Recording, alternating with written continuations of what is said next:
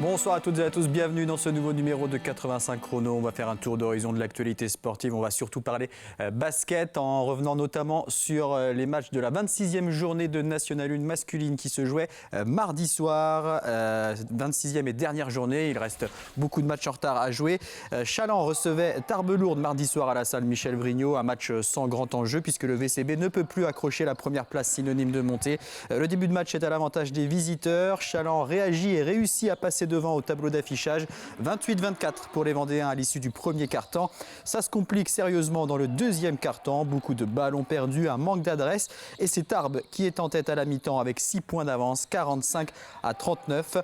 Au retour des vestiaires, le VCB ne parvient pas à inverser la tendance. Au contraire, c'est Tarbes qui accentue son avance. Plus 9 points après 30 minutes de jeu, 60-51. Et dans le quatrième quart-temps, les Chalandais vont profiter d'une baisse de régime de leurs adversaires pour revenir à 4 longueurs, 69-65. Mais il n'y aura pas de hold-up. Les Vendéens s'inclinent 83-73. 9e défaite de la saison. On va écouter les réactions du coach Antoine Michon, mais aussi de l'arrière Mathieu Bigotte, auteur de 17 points mardi soir. Je pense qu'on a pris le match à l'envers. C'est plus les analyses techniques, ça on regardera le match, mais c'est plus dans l'état d'esprit, dans le combat, dans beaucoup de choses qu'on a oubliées. Alors voilà, c'est un petit peu à l'envers, puisqu'on était plutôt sur une phase un peu dynamique, on s'entraîne, c'est un peu surprenant. Alors les explications de ça, je ne sais pas trop. Est-ce que c'est les arrêts? Est-ce qu'on se dit voilà, c'est la fin, on joue des matchs quelque part sans enjeu réel? Voilà, parce qu'on avait rebondi après La Rochelle. C'est pour ça un petit peu que je suis surpris, parce que si on s'était effondré sur 2-3 matchs après La Rochelle, ça aurait pu être compréhensif. Là, ça l'est un peu moins. Je dirais pas un manque d'envie, parce que quand on est sur le terrain, on a quand même toujours envie de jouer. Et une fois que c'est sûr que les semaines sont plus les mêmes, quand on n'a plus les mêmes objectifs, mais quand on est sur le terrain, on veut jouer. Après, je pense que voilà, ils nous ont fait douter sur leur défense. On a été dans un faux rythme. Après, on rate des shoots parce qu'on n'est pas dans le rythme. Et après, on joue à l'envers. On court après le score. Et voilà, c'est compliqué. Donc, eux, ils ont fait un bon match. Nous, on a joué à l'envers. Et voilà, c'est dommage. Et dans le même temps, l'équipe des Sables d'Olonne recevait celle d'Angers à la salle Beau Séjour. Un très bon début de match des Sablais qui compte jusqu'à 12 points d'avance, 20-8. Ils en totalisent finalement 7 à la fin du premier quart-temps, 29-22. Pendant une bonne partie du deuxième quart-temps, les Vendéens restent devant au score, mais Angers termine mieux en infligeant notamment un 9-0. Les Angevins qui mènent donc d'un point à la mi-temps, 44-43. En début de deuxième mi-temps, les débats restent équilibrés jusqu'à une séquence beaucoup moins bonne des Sablais qui laisse Angers s'échapper. Plus 11 points pour les visiteurs en bleu après 30 minutes de jeu, 72-61. Un écart qui monte jusqu'à plus 15 dans le dernier quart-temps. Les Sablais terminent un peu mieux la rencontre et réussissent à limiter la casse, mais ils s'inclinent tout de même 81-77. On écoute la réaction à la fin du match du coach Sablais, Guillaume Ponce, au micro de Thibaut Grasset. Dans le match, chaque équipe a eu son moment en fait, où il a été en réussite. Nous, c'était d'entrée, c'était le début de match. On encaisse beaucoup trop de points, on est à 44 points encaissés à la mi-temps, c'est beaucoup trop par rapport à ce qu'on est capable de faire.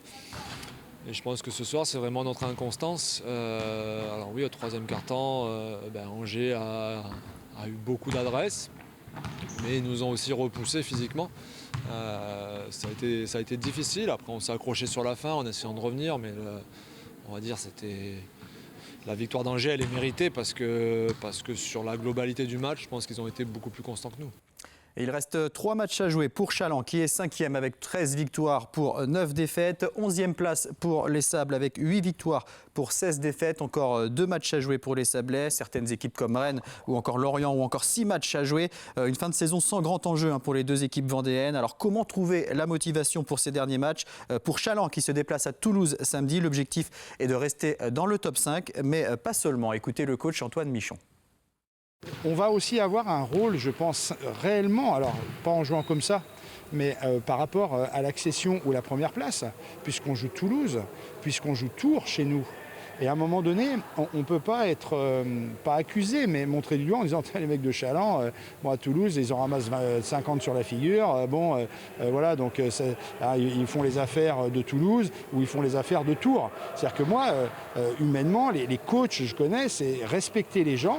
C'est quand même avoir une attitude professionnelle jusqu'au bout, se bagarrer. Si on doit aller gagner à Toulouse, on va aller pour ça.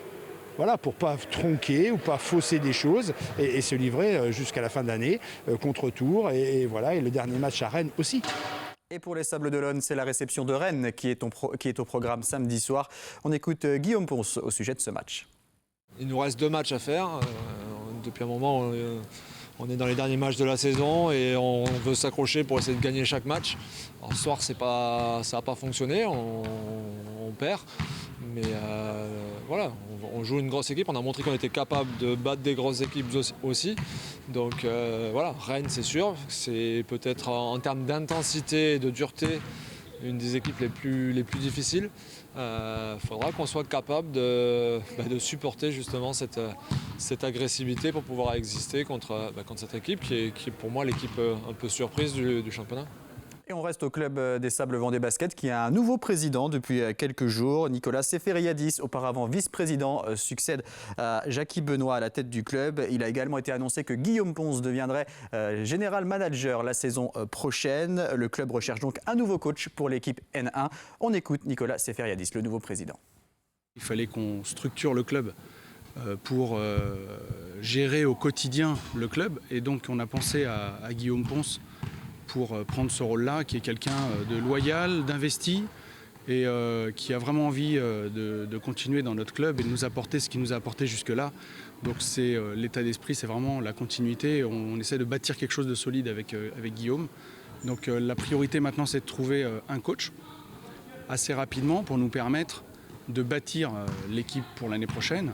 Et on va continuer pas à pas, à la vendéenne, à construire notre volonté aussi d'accéder au niveau supérieur, mais on se donne le temps, on a le temps.